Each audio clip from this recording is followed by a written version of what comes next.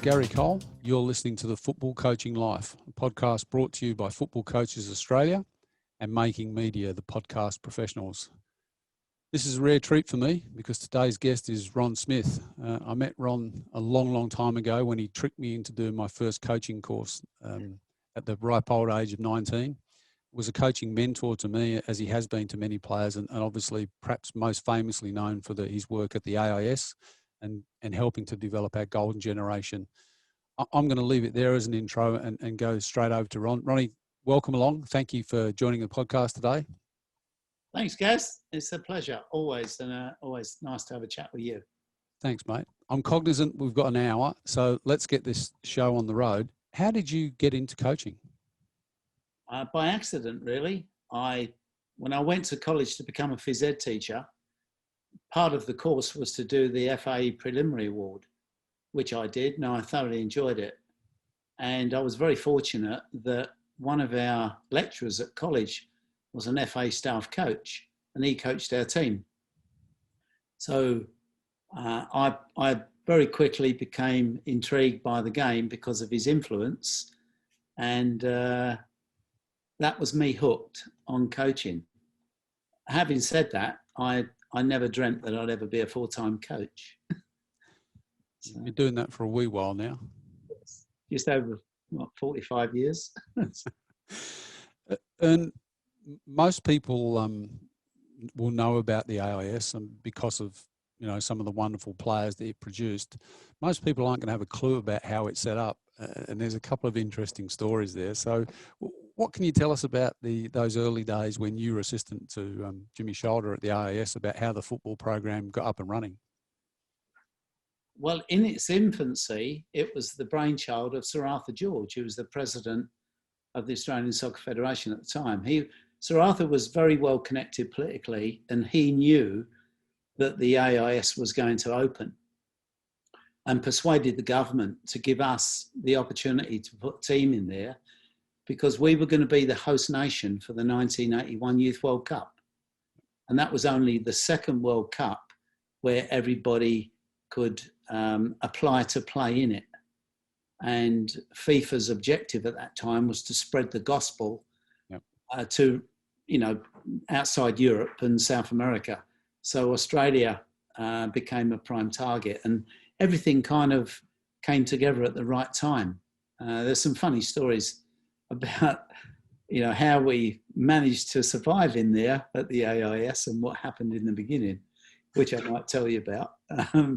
But that was it, really. That's how it happened.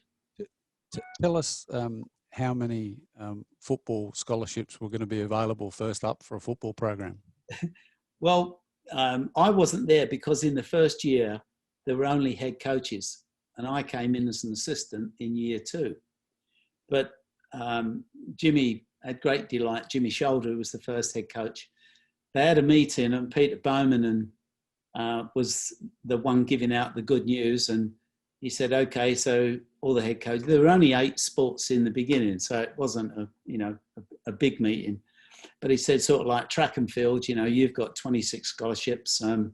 Basketball, men's and women's, you've got 12 scholarships in each. And football, you've got 8. Tennis, you've got so-and-so. And at the end of it, he said, has anyone got any questions? And Jimmy said, I've got one, Pete. He said, we've got a little bit of a problem. Pete said, what's that? He said, we need at least 11 to play a game. And he said, we can't survive a whole season with just 11 players. And Pete said, he said, I didn't know that. So he said, well, how many do you need? Jimmy said, well, at least 16. So he got down a bit of paper. He said, okay, track and field, you've got 24. Basketball, you've got 10 each, not 12. So we got our 16 scholarships, and that was it. So we used to have great delight in joking about that one. But it highlighted how little information was known about football generally by other sports people at that time. And that was 1981. So we've come a long way since then. Ron, it was a wonderful program. I had an opportunity to join you as an assistant coach, and it was a great foundation for my learning straight from a professional career. Why do you think the AIS was successful? I've thought long and hard about that, Gary, more so since I left. And I think there are a couple of things that led to its success. One was the opportunity to influence the players over an extended period of time, which was a minimum 12 months. It could have been 18 months, it may have been 24 months, depending on the scholarships and the age of players. But I think having the opportunity to train every day with other very good players in a great facility and with coaches who were focused on trying to improve the individual above teamwork. And all of the other support services made a major contribution, to what we could offer the players collectively as an organisation, but also in helping the coaches understand a lot more about how sports science could be applied and so on. Yeah. And I look back on my career, and as a coach, I think it was an ideal place for me to work in, because I've always been a bit curious about trying to do things a better way. I've never been one to just do the same old. And, so I really enjoyed working in that environment. Ron, how important, as I said before, had the pleasure of being your assistant for a while and learning about coaching. And what intrigued me was how much I learned about football in my first 12 months as a coach that I didn't understand or know, having played it played the game for so long. Quite often we hear the term, let the game be the teacher. Maybe because I was a bit thick, but I didn't learn all the lessons which I then had the opportunity to learn as a coach. Where do you sit on this? Let the game be the teacher, as opposed to providing people with learning opportunities and changing behaviours, which was such a key part of what we did at the AIS. Yeah, I think let the game be the teacher has become a bit of jargon. If I look back on my own career as a young player, the first time I learned anything about the game was when I went to college, and I actually met what I would call a coach, somebody who actually taught. Up until then, I realised that all the so-called coaches that I'd had, and I spent 9 months at Tottenham, by the way, as a youth player, I realised then that they didn't teach us anything. In fact, we used to joke that the 2 or 3 of us that used to go home on the same route, we used to judge how well we trained by how much abuse we got. And that, I think that was standard. There was zero teaching from my knowledge. And I wasn't one who, learned anything about the game, other than that, if we score more than you, we're going to win. And if we don't, we're in trouble. I just used to put a shirt on and go out and play. And I've since thought to myself, were there any things that I actually learned as a player? And I say to people, well, maybe I was just stupid as a player, but the game taught me nothing. And so I think that may be only for really smart people. And I don't think they're in the majority. So that's my honest opinion. I'd much prefer to work with people who will teach you. And there's different ways of teaching. Of course. But you need somebody to educate you about the game. So that for me, the thing that really sticks out for me, and I've still, when I moved from the AIS into coaching, came back to Victoria and coached in the Victorian Premier League and the old NSL, what stuck with me was what we spent more time working on behaviours to help individual players get better than we did with systems. The systems would change from week to week, and you taught me that, if the players had great behaviours based on what the best players in the world did, then they could fit into any system. Do you think that's still, that's a fair assessment, and is it still applicable? I think it's a great assessment, and B, it's absolutely applicable. because I put presentations together to show what really top players were doing 40 years ago and what the good players do last week, and the behaviours you can see. And if those behaviours have been consistent, then I don't see any reason why we should think it's going to change next week or over the next few years. And the reason I, as a coach, Gary, kind of like got into the teaching of behaviour was I made a kind of a commitment to myself when I first went to coach at the IS. Nobody would have known me really from a bar of soap. I hadn't played for Australia, or I hadn't even played as a full-time professional football, but I was a student of the game. And one of the things that I kind of said to the players when they came in was, if I can show you what the best players in the world do you think that's a good starting point? And everyone said, absolutely. So it was upon me then to try and analyse what players did and say, these are the common factors. You can all control these things if you want to and if you're able to do it. Now, not everybody can change their behaviour. And for some people, it takes a long time. Some people never get there, but some can sort of modify what they do very quickly. Yeah. And so what I found, and you found, as when I say I'm talking about we, generally, the players that get it can then start to modify what they do and what they look at and what they look for very quickly in some cases. And so they're the things that you don't know until you actually expose players to the environment and the information that you want to convey to them by looking at what good players have done in the past and what they do currently. Thanks, Ron. I wanted, you spoke about analysing good behaviours there, and I've got a raft of questions about game analysis because obviously that became a very important and integral part of your career. But just while we're talking about the AIS, even though I was a part of it, I don't think I fully understood how important the State Institute of Sports were in terms of the overall development program for young boy footballers here in Australia. Obviously, when we were doing that, there wasn't a program for the girls. But can you explain how that relationship with the state institutes worked with the age groups and developing the player development pathway? Yeah.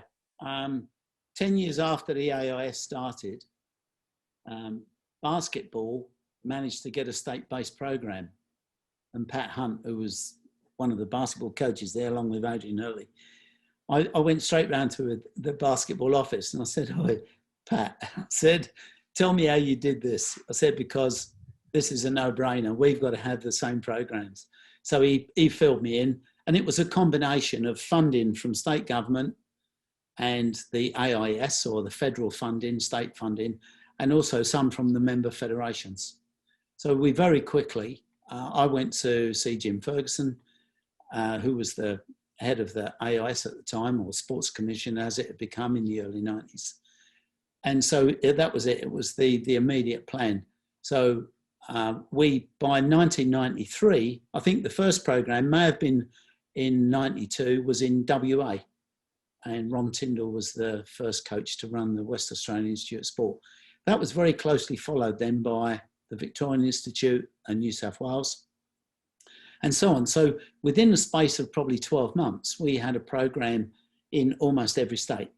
And what we did then was to say, we don't want to have the same age group at state level, because let's say we've got 6 programs and we've got 18 kids in each. There's over 100 lads all in the one age group. So I went at great length to try and say to people at the state level, pick the best kids you think you can find for the Joey's age group, which in those days were boys basically born in the even years. And so the AIS, which was for the youth age, was for boys born in the odd years.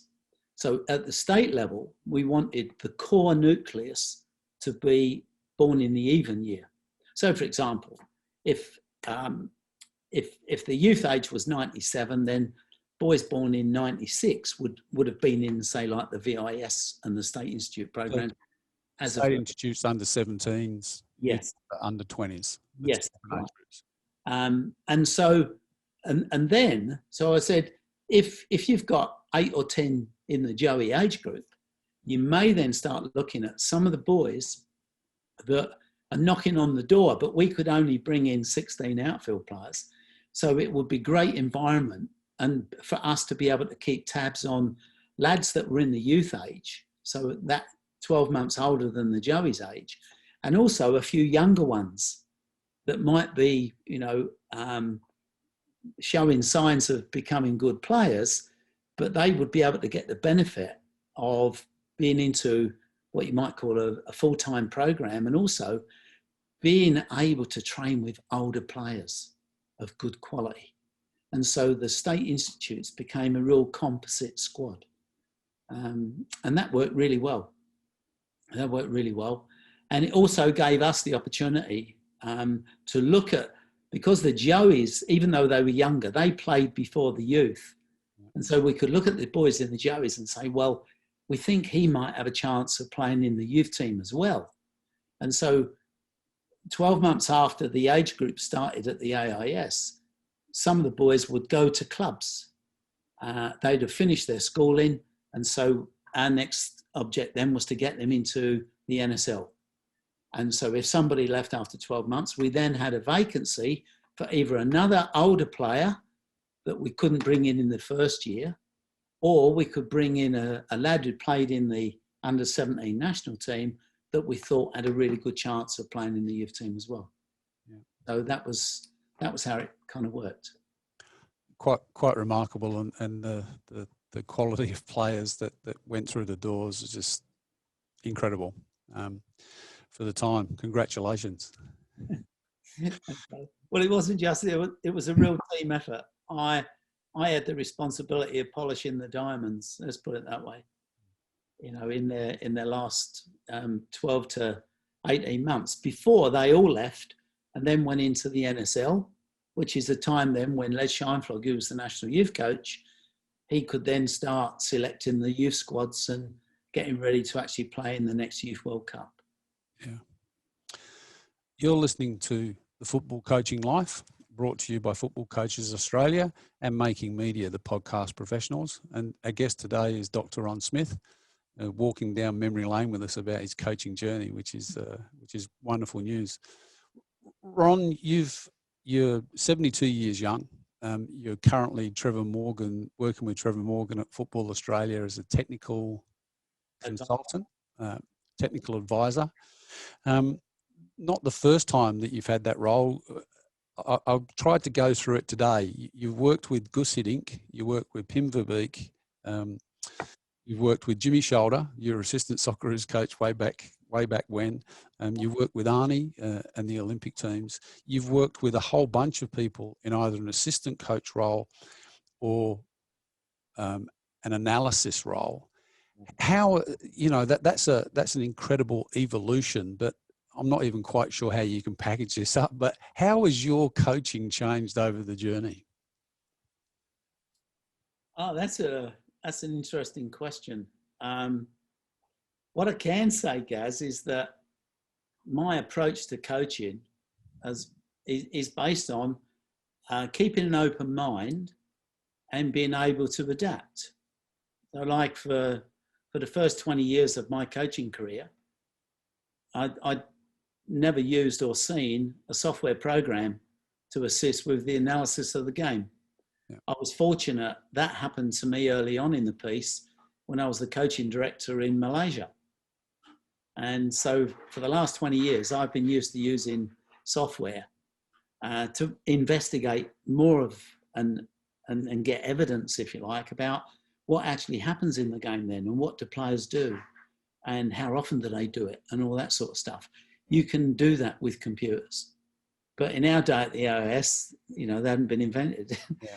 It was only after I left.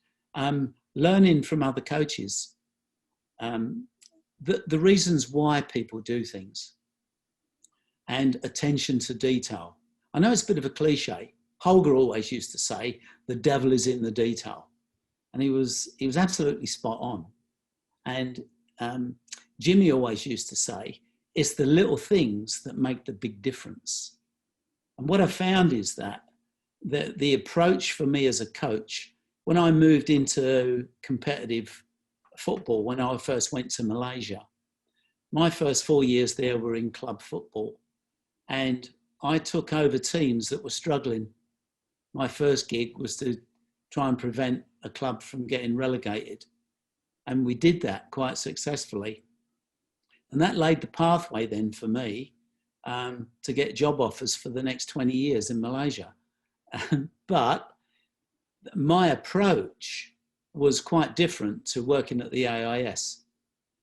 And what I would say then is it became about, you've got to win the next game, or you're going to get relegated, or you've got to get X number of points out of the remaining 6 matches. So I tried to, first of all, stop conceding goals, because the defending of the team that I took over was awful. So I said, basically, we are going to stop giving away soft goals. And, oh, by the way, you 3 are going to go and play up front. I put my central midfield player as a central striker. And I said, you're going to have 2 players to support you. The rest are not going to get there. All we're going to do is we're going to play up to you, because we're in monsoon season as well. And so we had a strategy to try and win games. And I took over a team that had won 2 of their last 13, and we won 5 of our last 8 and drew 1. And went from 13th out of a 15-team competition to 5th in the league. So I became like an instant hero. And even more important was that the players then believe in whatever you ask them to do, you know, until you start losing. But, you know, fortunately, the following season, we actually won the league without signing another player. So we went from the bottom league. And in a way, that's probably on an individual level, that was probably the greatest achievement I've had in terms of winning games. But it's getting buy-in from players. You often, that term now is a common one. But the big shift in coaching was to say, I've got to make the best out of what I've got. Now, so how I use those, and the result was the most important thing. But to get the result, I had to keep trying to work with the individuals to make their jobs a bit easier for them to do, and for them to become better at doing their jobs. So the final analysis, Gaz, is that you still have to work with individuals if you can't go and buy them or sign them. And, you know, many coaches in today don't try and improve players because they haven't got time. Yeah. They'll buy a solution. And I can understand fully why that is.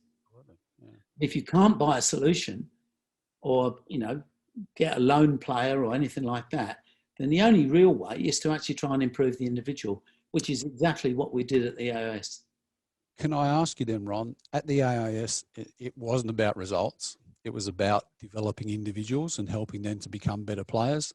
Excuse me, whether we won on the weekend or not was irrelevant. We always wanted to win games, and it was always about trying to win, but the result wasn't. There was no pressure to win. Yes. You move across Iceland and where you coached, and then to Malaysia in that professional environment where it's all about the result. It's not about developing players. Well, it is, as long as you can win the game as well. How did you cope personally with going from a non-pressure environment to the full-on pressure environment? Honestly, I loved it. To say it gets the adrenaline pumping, to put it mildly. And also, when I first went to Sabah in East Malaysia,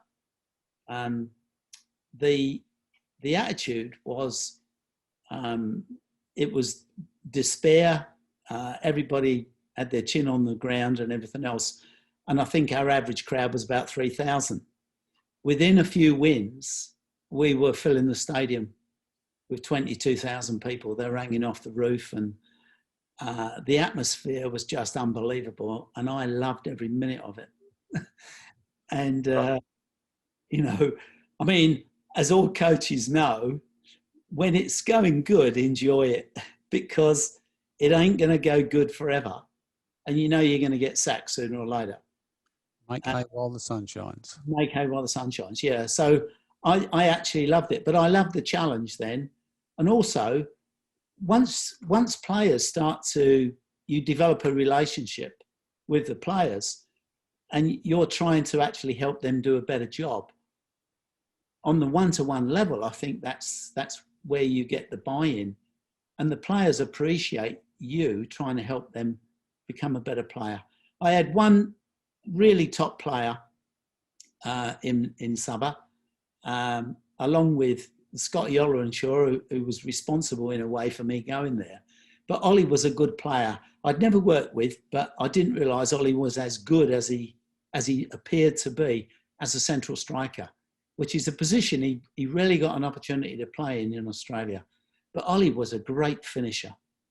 And I think, I look back and I think if he'd been given the opportunities to play in the middle rather than out wide, I think he would have played a lot more Socceroo games. Yeah. But a player said to me, he was a 32-year-old player from Yugoslavia originally, and he said to me, when I started just working with him on getting where he could see who was marking him, he said to me, "Coach," I won't impersonate his broken English, but he said, "Coach, if somebody had told me this 10 years ago," he said, "I would have played all of my career in the first division instead of half of it." Yeah. So he got it straight away, and he went, "Oh, wow, this is just making my life so much easier in the middle of the park." So little things like that are really rewarding, as you know. So yeah, absolutely. Ronnie, you've been, I don't know if you set out consciously to become a mentor to people like me and Ernie Merrick and many, many others, but I just wonder whether you had a coaching mentor and how important that was and how important you think that is today. Yes, I think very important. Jimmy Shoulder wasn't much older than me, but Jimmy had he was 29 going on 42 as a coach. The experience that he'd had at a young age was incredible. And I learned a lot from Jimmy. I also had Eric Worthington, who was the coaching director at the time when I first took a job on as a coach educator. He was very knowledgeable as well and influenced my thinking. And the other one who was a great mentor to me was Ron Tyndall, former Chelsea, West Ham player, a coaching director in WA, and a real thinker about the game. The conversations that we used to have, were so good. And he reflected so much on what he'd learned and under certain managers like Ron Greenwood, who he played under at West Ham, who was the England manager and so on. And so all of the anecdotal stuff about what happened in certain situations and what the manager did and, what you may have experienced yourself. I would always look forward to conversations and had no hesitation in ringing Ronnie and saying, I want to talk to you about this. I want to pick your brains, and I think everybody needs a mentor. Yeah. It's in the professional game today. It's becoming more and more popular. National team coaches are bringing in mentors to be able to watch what they do, watch their coaching team environment, et cetera, et cetera. So certainly going to be a growth industry. But for most coaches out there, if you're a coach in a community club, clubs today in different areas have technical directors, and I'm of the area where a technical director was actually coach of the coaches. as well as, you know, responsible for the player pathway. But in a lot of times today, it seems that technical director in a number of clubs means you're the person that deals with the angry parents whose kids aren't getting enough game time. And I'm not quite sure how much help they're out there being able to offer coaches. So in the modern environment, how does a young coach, whether that's in the high performance area or that grassroots area, how do they get better, apart from making mistakes? Well, make mistakes is if you learn from them. That's a real tough one, that, Gaz. So much of it comes down to personal relationships and knowing people, and also, I suppose, being open with yourself that you're opening yourself up to say, hey, I'd like some help. You know, would you help me? And not everybody can do that, or feels that they should do that, or wants to do that. But if you are of that ilk, then I think the best thing is to go and approach somebody that you think may be able to help you. Yeah. In the area that you think you need help. Or it may be across the board. You might say, look, I'd like you to share some of your knowledge and experience with me. And so I think you've got to be proactive, number one, and accept opportunities to get some feedback if somebody volunteers.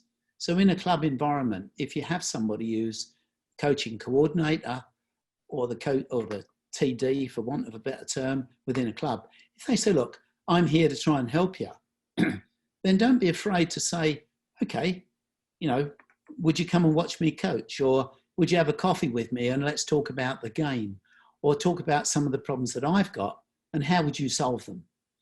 You know, so you open the door to conversation and then possibility. And the best way, I think, is to work with people practically, to say, look, I'm doing this. Why? This is the reason why I'm doing this, and I'm not doing that at the moment. Oh, that's interesting. So how are you going to go about doing so and so? And so you get the understanding and the rationale behind why people have organised things a certain way, or why they've just ignored what's just happened, because that's not the major priority at the moment. And so in that conversation, you get that opportunity. I can say this, that one of the things that I've been working obviously closely with Trevor Morgan, who's the TD now, and he's got some great ideas around getting coaches CPD points for mentoring. Yep. And being available to help. And in some cases, giving people the choice to do it as a way of getting their continual professional development or CPD points going forwards. Yep. It may be that, let's say, you know, I get sacked next year and I'm out of work for 12 months. I might put my hand up and say, I'm happy to do some mentoring while I'm looking for a job, or, you know, that sort of thing. And Trevor's very keen to try and implement some, you know, ideas and ways of making that work, which I think is a really proactive step. Yeah, I like that. Continuing that theme, how have you used other coaches from sports outside of football to learn and grow your knowledge about coaching? Mainly from reading, because in the ACT we're a bit isolated. And I've been living here since 1981. I've gone at great lengths to try and talk to other coaches within, you know, like football. Yeah. I guess everybody does that because of what I've just said about, you know, finding out why do you do that, or why do you believe this. So I've read a few books, and one that I found really, really useful was The Winner Within by Pat Riley. And he talked about his 10 years in charge of the LA Lakers and how he got the job and the things that he experienced, like what he called in chapter 1, the innocent climb. And then once you've had a bit of success, you then get the disease of me comes in. And I experienced this, and I only read the book after I'd gone to coach overseas in the competitive environment. And everything that he had in this book happened. It was like chapter 1, the innocent climb. We went from the bottom of the league survived relegation, got in the final of Malaysia Cup, won the league the next year. And then all of a sudden, the disease of me started to creep in. And that was it was almost like this is coming to life. I've read about this and now it's actually happening. So for me, it was a great preparation in terms of how am I going to deal with it. So that was one book that really sticks in my mind. I've read, other books. John Buchanan wrote a great book about, his coaching and management style in cricket and so on. So there are a couple that, sort of stood out to me. Thanks, Ron. You're listening to the Football Coaching Life podcast brought to you by Football Coaches Australia and Making Media the Podcast Professionals. Our guest today is Ron Smudger Smith, and we're wandering down memory lane. Ronnie, why do you do it? Why do you still coach? My wife keeps asking me that, Gaz. I guess I'm in love with the game. I really love helping people. And I'll tell you a funny story. Some years ago when my dad was alive, I don't know where it came from, but we had this horoscope book. And it didn't, and I used to think star signs were a load of rubbish until later on in life. And certain things happened and I started to think, no, this is too much of a coincidence. It's not an accident. But he was looking through the book because it gave a kind of a synopsis of what you're like if you're born on a certain day. And my dad, he said to me, confided in me. I know what it was. We were at a dinner party and a friend brought the book out and he read the star sign for the day of his dad. And he said it made the hairs on my arms stand up. And so anyway, we were all intrigued. So anyway, we actually bought the book because we thought, oh, this is, worth looking at, a bit more detail. And I was getting into that. I think there's something in this star sign business around the time. And anyway, Alison read mine and started laughing. And I said, what are you laughing at? And she said, well, the last line sums you up perfectly. And I said, what's that? And she said, well, it says on your star sign, people born on the May the 5th are born to enlighten others. And she said, that's a polite way of saying you're a pain in the arse because you're always telling people what to do. And I said, oh my God, am I like that? Maybe people see me that I'm a right pain in the arse because I'm always suggesting things to try and help them. So from that time on, whenever I was sort of ready to volunteer an opinion, I used to bite my lip and sort of take a backward step first and then say, well, I'm not, if you like, I can make a little suggestion to what I think might help you. And then if they said, oh yeah, tell me, I would then sort of tell them what I thought. But that had a big impact on me individually.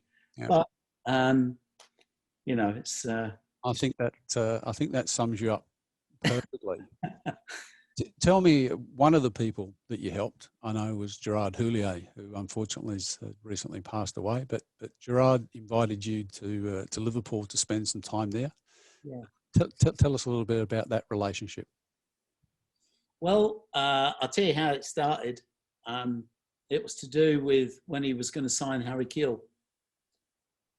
By that time, I knew Bernie Mandich, who was Harry's manager at the time, and I'd spoken to him a bit at length about interesting things about playing football and so on, and also about Harry, what certain things that Harry did in the game and so on. And I had those discussions with Harry, but he'd mentioned to Gerard Houllier about me in passing, just in general conversation about some of the research I'd been doing into the way goals were scored and so on. And at the time I was coaching in Malaysia, but he rang me and he said, would you like to have lunch with Gerard Houllier? No. So I said, who's this winding me up? And he said, no, I'm serious. He said, but you'll have to fly to Paris. So I said, well, I'd fly anywhere to have lunch with Gerard Houllier. So I did. But I had to pick a time when I could get 4 or 5 days, and we had an international break in Malaysia. So we organised it. I was going to meet him in Paris and have lunch, which we did. I showed him some of the stuff that I'd been doing about game analysis. And he said, while we were having lunch, he said, would you fly tomorrow and meet the CEO of Liverpool at Manchester Airport and show him what you're doing? That was Rick Parry. So I said, it was a bit hard to say, no, I've got a bus tour around Paris booked with the wife. So I said, yeah, I'd love to. So anyway, that was it. I was there, a 2-hour meeting with Rick, came back, showed him what I'd been doing and so on. And then Gerard very kindly said to me, would you like to come and spend some time at Liverpool with me? And I said, I would absolutely love to. So he said, you can come as long as you want. He said, 1, 2, 3 months, whatever. I'll cover all the cost and you'll be my guest. And I said, well, look, I'd love to come at the end of the season. I've got a 4-week window where I could do that. And so that's what happened. And I was like everybody, it wasn't just me that was made to feel special. Gerard Houllier made everybody feel special that came into his company. And everybody at Liverpool Football Club was treated with the utmost respect, as were guests that went there, by everybody. And the culture that he instilled there was just fantastic. So I was his guest. I gave the first assignment I had was to give a presentation to Phil Thompson and Sammy Lee, which was a bit daunting. There's little old me going in and giving 2 Liverpool stars and English internationals a presentation about goal scoring. But they were great. And Sammy was such a bubbly character as well. He was out on the park every day and so on. I was also given the privilege of being able to go pitch side, which was a pretty rare occurrence as I learnt while I was there, because at Melwood they had this balcony out the front of the building where they had the medical centre and the players' rooms and all that sort of stuff. But I was allowed on the pitch, so I got every day at training. It was just fantastic, and I could have individual meetings with Gerard as long as I made a booking, because he was literally, Gaz, he was busy from like 8 o'clock in the morning till 6 at night.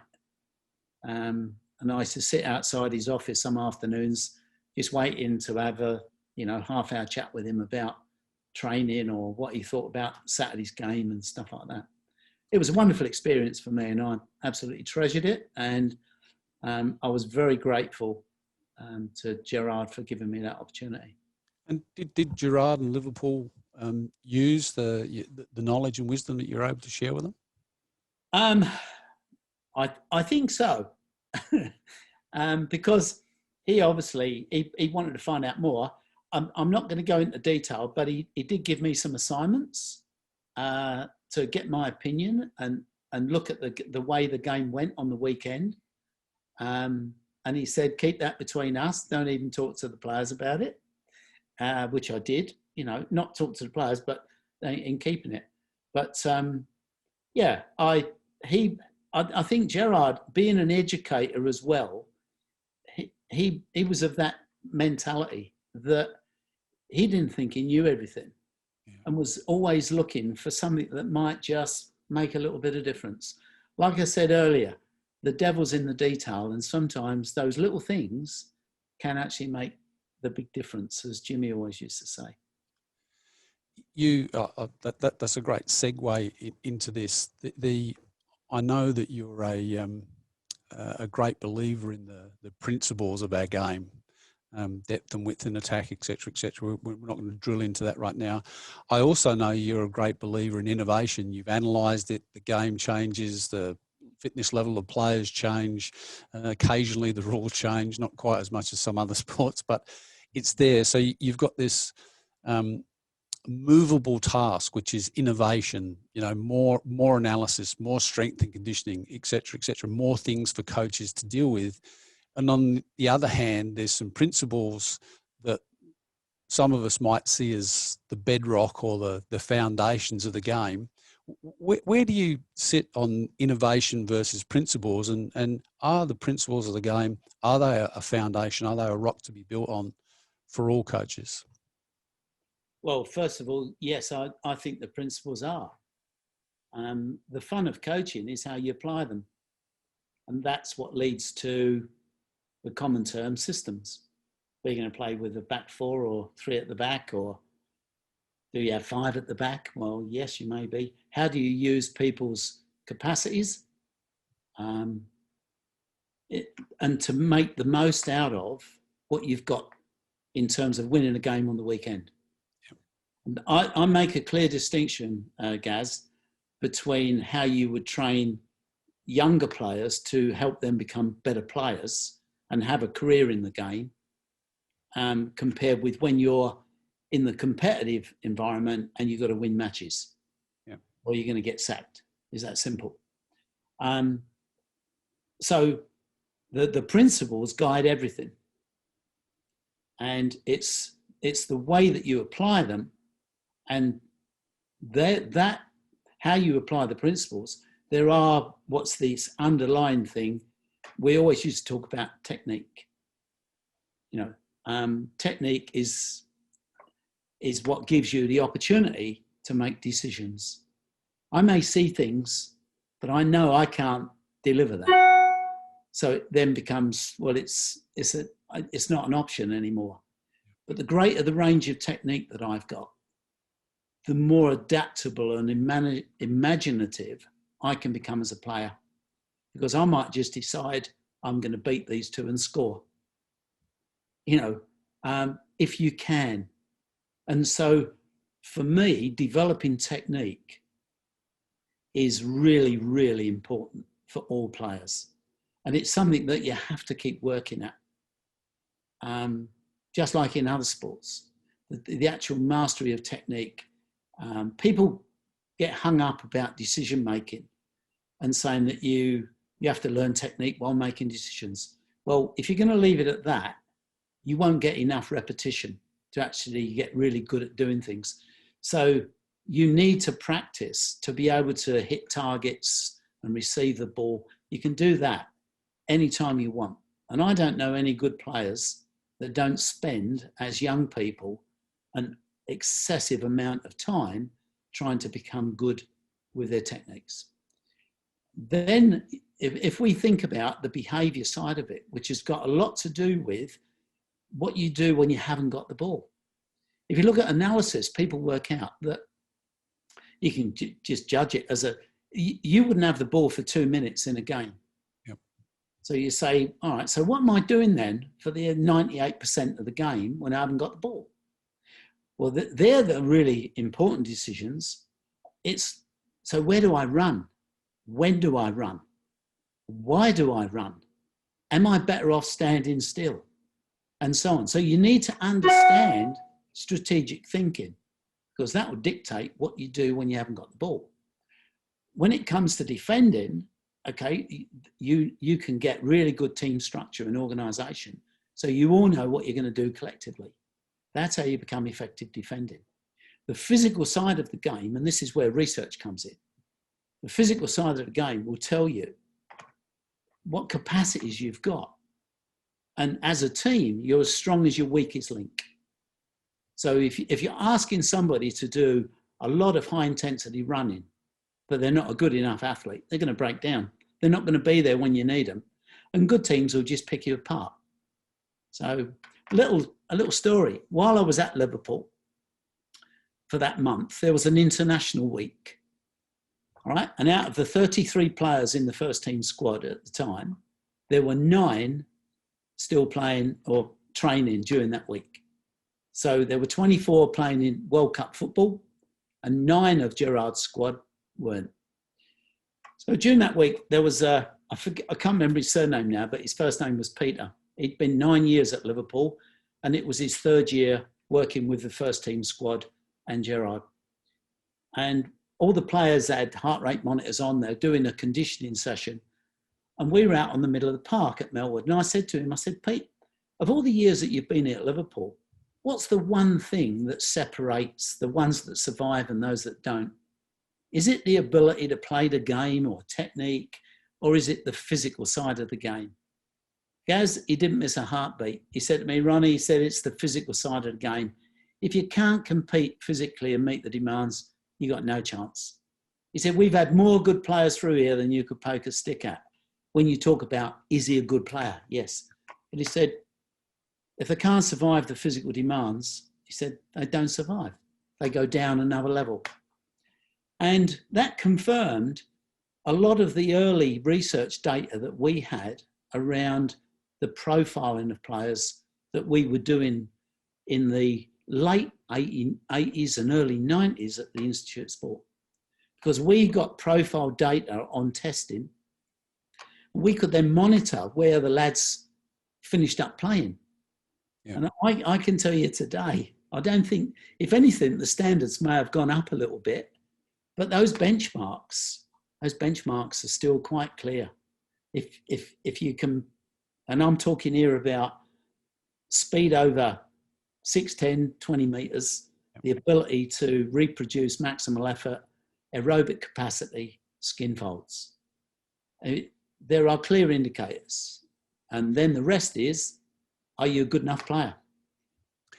You know, so could talk about that for quite a while. Yeah. There's I'm keen to talk about Joe Siminic in there because I know what an impact. Can you sum that up in a couple of minutes about how that data and Joe Siminic ended up him moving from midfield to sweeper?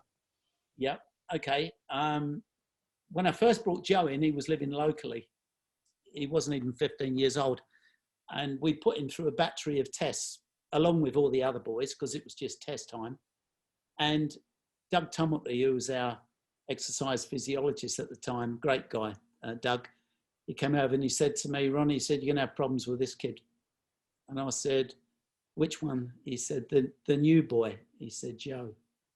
I said, why is that, Doug? He said, at 14 k's an hour, he's nearly maxing out. And he means he's reaching his maximal oxygen uptake. And he said, most of the other guys, they're cruising at about 75 to 80% of their VO2 max when they're running at 14 k's an hour. So I said, okay then.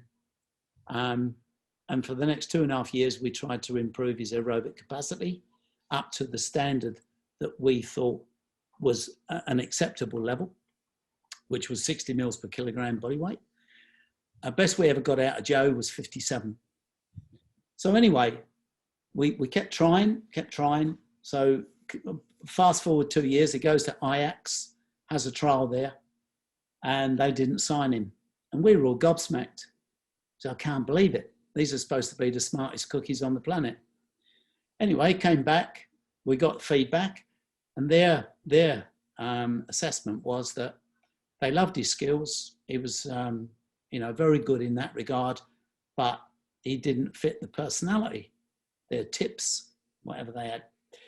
And I said to Joe, I said, look, what they would have seen, Joe, was this gangly sort of stick insect running around the pitch, looking like he was cruising. I said, they wouldn't have known that inside you were working at your maximum. I said, and so they probably thought, oh, no, he's not serious, Because if you didn't know any better, that's the sort of impression you get looking at body language. So at that point, I said, this is maybe confirming what I've suspected all along, and that is your engines are not going to be good enough to play in midfield at top level. So how about we start playing you as a centre-back? I said, you're tall, you're 6'4" now. I said, you're very quick, you're great on the ball. I said, and we can improve your defending, because Joe had only ever played as a number 10 and scored goals and didn't know what panic meant. He was so composed, slotting goals in, you see. So anyway, I talked to Joe and his dad, and they said, okay, it all makes sense. So that was how he became a centre-back. And we worked with him for a year about risk-taking. Little story, this one, you'll love this. I said to Joe, you realise now that you mustn't nutmeg people in your own penalty area. I said, because if you do, you're going to drive coaches mental. I said, they'll all give you dog's abuse and everything else. So he went, okay, Ron, I remember that. Years later, when he was getting close to retiring, he said to me one day, he said, you know, I never forgot what you said about nutmegging people in my own penalty area. And he said, the only time I ever did it was when we had a 2-0 lead.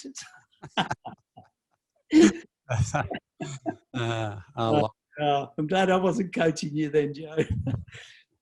True story. Yeah. You're listening to the Football Coaching Life podcast, brought to you by Football Coaches Australia and Making Media, the podcast professionals.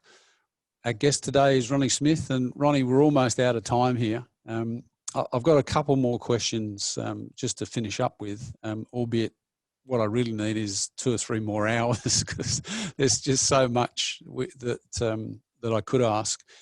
Can I ask you from your vast experience as a coach, what does success look like? Beauty is in the eye of the beholder, Gaz.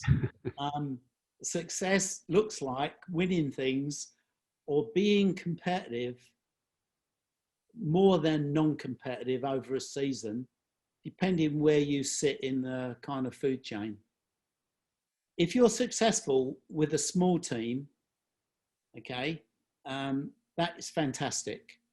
Like I had in Sabah, you know, that sort of set my reputation that in Sabah for years, in Malaysia, I mean, because I took a team from the bottom and coached them and didn't sign any other players. We were struggling, yes, but I didn't have the option, and we couldn't get players to come to the club anyway, yep. You know, because we're in East Malaysia, and you know, I won't go into the rationale behind that, but it was very difficult in those days. But winning things is obviously the ultimate. The next best thing, Gaz, is to have a chance of being successful or to win something for most of the season. I've learnt that in subsequent failures where I haven't, you know, sort of been successful with teams. And you then focus on things, what can I control and what is beyond my control within that environment that you're in. And that's something that a lot of people never even think about when they're outside of a club. People outside just think that you can do whatever you want, whenever you want. And a lot of times you can't do that. And you may not have control over the facilities, for example, which can have a profound impact on what you can do with players then. So all these other things that go on in the background, but going back to what does success look like? If you're a bottom half team consistently, then if you expect to win the league the next year, you may be getting a bit confused between ambition and ability, you know. But if you could make the top half of the table, which is the case in the Premier League, every team in the Premier League that gets in the top half is amazingly successful, okay? And you know that there's probably 4 clubs that have got a chance of winning it. The other 16, it's just about not getting relegated. They know they've got Buckley's chance of winning the league.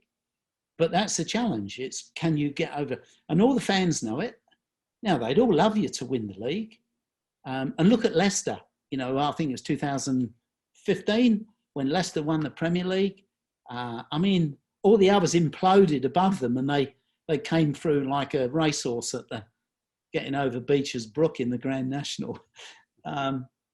With younger players, the success is seeing them actually develop and go on to have a career in the game. That is really, I've found that to be really rewarding, to think that you've had a little bit of input into helping them, you know, sort of get everything that they dreamt of out of the game and having a career. So, you know, I've been lucky that I've been around coaching a long time, and so I've worked in both areas, and yeah. So to have a little bit of success in both is really nice. I think you've had more than just a little bit, mate. The number of coaches and players you've helped develop is too long here to call out. So congratulations on it. Last one here. Call on your sage-like ability. If you had one piece of wisdom you could offer to a coach that was beginning their journey, or in the middle of their journey, or at the end of their journey, what would that piece of wisdom be? Be honest with players and treat everyone with respect. Okay. I've always tried to do that, and this might sound a bit weird, but that was in my nature anyway, because that's how I was brought up as a kid. But I read a book, The 7 Habits of Highly Successful People, about 30 years ago. And the author, Stephen Covey, in the book had said, if you died tomorrow, how would you want to be remembered?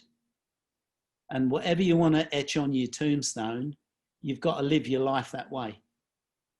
And I thought to myself, well, if I croaked it tomorrow, and I did die twice when I had my heart attacks, by the way, I thought I would like somebody to say this about me. But I was fairly comfortable at that time in the way I treated others and shared knowledge and things like that. So I think that's one of the reasons, Gaz, why I've got a lot of friends in the game, and because I've always been quite happy to share knowledge with and help people. As I say, that's kind of like in my birth sign anyway. So, I can't say I did that intentionally. It's just the way I am. But my advice, always be honest with players. Don't tell them that they're great when they're not, and try and help them get better. Because as a player, I never went out to have a bad game, and I bet you didn't. You always wanted to go out and have a great game. So what happens? What goes wrong? And it's no different for other players. So have that empathy and do what you can to help them. Sounds like a really good place to finish there, Ron. Thanks, Dr. Ron Smudger-Smith. The wisdom is just absolutely remarkable as always. If you've enjoyed today's podcast and or interested in becoming a member of Football Coaches Australia, please look us up on footballcoachesoz.org.au. Thanks, Dr. Ron. We'll see you again soon.